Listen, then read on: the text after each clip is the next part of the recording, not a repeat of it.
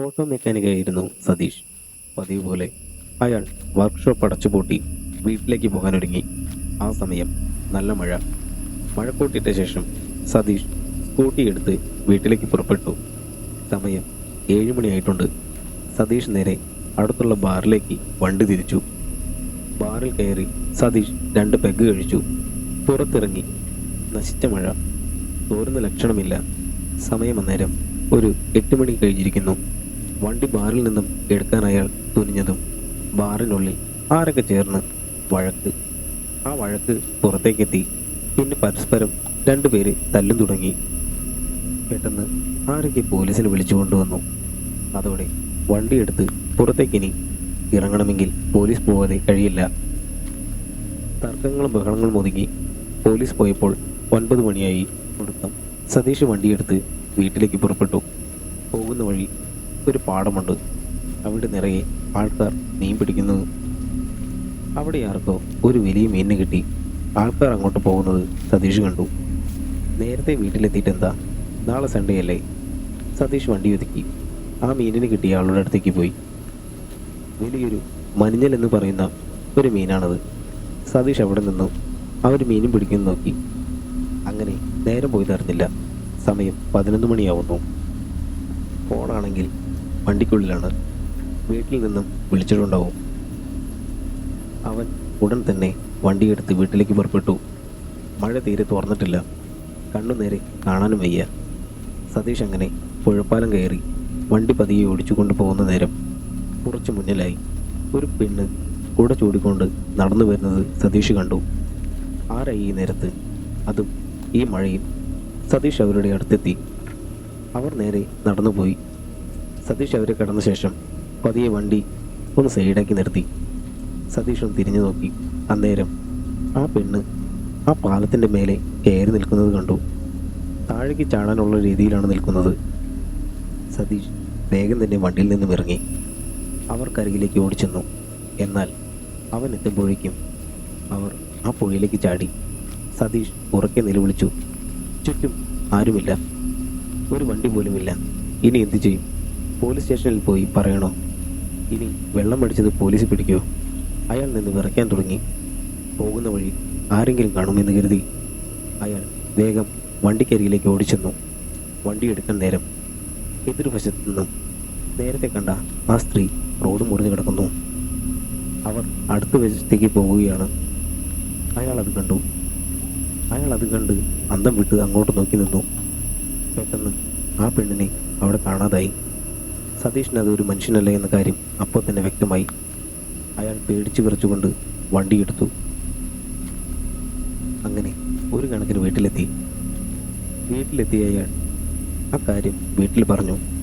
എന്തായാലും ആപത്തൊന്നും ഉണ്ടാവാതെ വീട്ടിലെത്തിയത് നന്നായി എന്ന് വീട്ടുകാരും പറഞ്ഞു.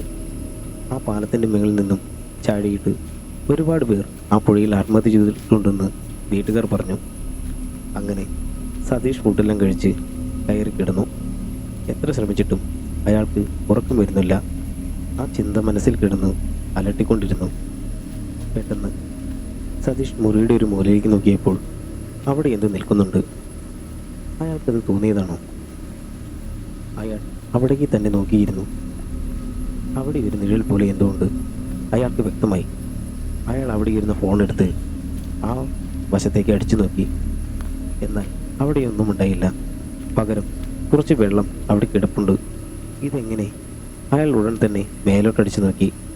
ടെറസ് വീടാണ്, ചോരാൻ സാധ്യതയില്ല. അവിടെ ലീക്കുമില്ല. പിന്നെ എങ്ങനെ ഈ വെള്ളം വന്നു? എന്തിനും ആവട്ടെ വെച്ച് അയാൾ കണ്ണടച്ച് കിടന്നു. ഇപ്പോൾ അയാൾക്ക് നല്ല ഉറക്കം വരുന്നുണ്ട്.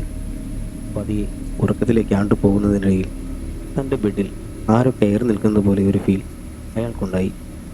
പതിയെ കണ്ണു തുറന്നു. അയാൾ അവിടെ കിടന്നുകൊണ്ട് തന്നെ നോക്കിയപ്പോൾ ഒരു കറുത്ത നിഴൽ മുടി പരത്തി അയാൾ കിടക്കുന്ന കട്ടിലിൻ്റെ മേലെ നിൽക്കുന്നു. അത് കണ്ടതും അയാൾ ഉറക്കെ കാറിക്കരഞ്ഞു. വീട്ടിൽ എല്ലാവരും ഉണർന്നു. എല്ലാവരും ഓടി വന്ന് എന്തു പറ്റിയെന്ന് ചോദിച്ചു.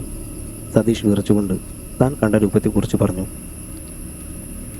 പിറ്റേ ദിവസം അയാൾ പരസ്പര ബന്ധമില്ലാത്ത കാര്യങ്ങൾ പറയാൻ തുടങ്ങി. വീട്ടുകാർ ഉടൻ തന്നെ അയാളെ അടുത്തുള്ള ക്ഷേത്രത്തിലെ സ്വാമിയുടെ അടുത്തേക്ക് കൊണ്ടുപോയി. അന്നേരം ആ സ്വാമി പറഞ്ഞു, അന്ന് ആ പാലത്തിൽ വെച്ച് കണ്ട ആത്മാവ് അത് ഇയാളെ പിന്തുടർന്നു വന്നതാണെന്നും ഇയാളെ മരണത്തിലേക്ക് കൂട്ടിക്കൊണ്ടുപോകാൻ നോക്കുകയായിരുന്നു എന്നും ഒടുവിൽ ആ സ്വാമി ആ ആത്മാവിനെ സതീഷിൽ നിന്നും അകറ്റിവിട്ടു. കുറേ വർഷങ്ങൾക്ക് മുമ്പ് സതീഷ് എന്നൊരു വ്യക്തിക്ക് നടന്ന അനുഭവമാണിത്. ഇതേ പാലത്തിൽ വെച്ച് തന്നെ ജോണി എന്നൊരാൾക്കും ഇത്തരത്തിലൊരു അനുഭവം ഉണ്ടായി. ഒരിക്കൽ ജോണി ആ പാലത്തിൻ്റെ താഴെയിരുന്ന് ചൂണ്ടയിടുകയായിരുന്നു. ചെറിയ ചാറ്റൽ മഴയുണ്ട്. ജോണിയുടെ കൂടെ മകനായ ആൽബർട്ടും ഉണ്ടായിരുന്നു. അവൻ അടുത്ത വശത്തിരുന്ന് ചൂണ്ടയിടുന്നുണ്ട്. മഴ കുറച്ച് കനം കൂടുന്നുമുണ്ട്. ഇരുവരും ചൂണ്ട അവിടെ കെട്ടിവെച്ച് ആ പാലത്തിൻ്റെ ചോട്ടിൽ കയറി നിന്നു. അങ്ങനെ നിൽക്കുന്ന നേരം സമയം രാത്രി ഒരു 10 മണിയായിട്ടുണ്ടാവണം. പാലത്തിൻ്റെ മേലെ നിന്നും എന്തോ ഒന്ന് ആ പുഴയിലേക്ക് വീണ ശബ്ദം അവർ കേട്ടു. ആരെങ്കിലും വേസ്റ്റ് എറിഞ്ഞതാവുമെന്ന് കരുതി അവർ അവിടെ ടോർച്ചടിച്ചു നോക്കി. എന്നാൽ ആ വെള്ളത്തിൽ ഒന്നും തന്നെ ഉണ്ടായില്ല. ഇത് ചിലപ്പോൾ അത് മുങ്ങിപ്പോയി കാണുമെന്ന് അവർ കരുതി. ആ പാലത്തിൻ്റെ ചുവട്ടിൽ തന്നെ നിൽക്കുന്ന നേരം വെള്ളത്തിൻ്റെ മീതെ എന്തോ ഒരു ഇളക്കം ഇവർ ശ്രദ്ധിച്ചു. ജൂണിയുടെ മകൻ ആൽബർട്ട് അവിടേക്ക് ടോർച്ചടിച്ചപ്പോൾ ഒരു സ്ത്രീ ആ വെള്ളത്തിൽ മുടിയൊക്കെ വിരിച്ചിട്ട നിലയിൽ പുറംതിരിഞ്ഞു നിൽക്കുന്നു. ഇരുവരും ശരിക്കും നോക്കി. അപ്പോൾ ആ സ്ത്രീ താഴ്ന്ന സ്വരത്തിൽ കരയുന്ന ശബ്ദം. മഴ അല്പം ശമിച്ചു. ആൽബർട്ട് ഇതാരാ എന്ന് നോക്കാമെന്ന് കരുതി ചാടി എഴുന്നേറ്റു.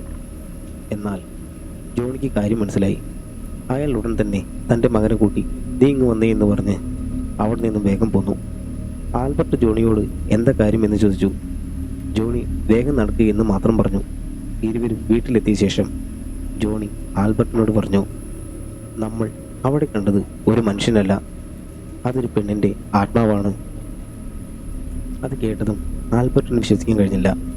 പിന്നീട് ആ വശത്തേക്ക് ഇവർ പോയിട്ടില്ല. തൻ്റെ നാട്ടിലുള്ള 2 കൂട്ടർക്ക് നടന്ന ഒരു അനുഭവമാണ് ഇതെന്നാണ് റിയാസ് എന്ന സുഹൃത്ത് നമ്മളോട് പറഞ്ഞത്.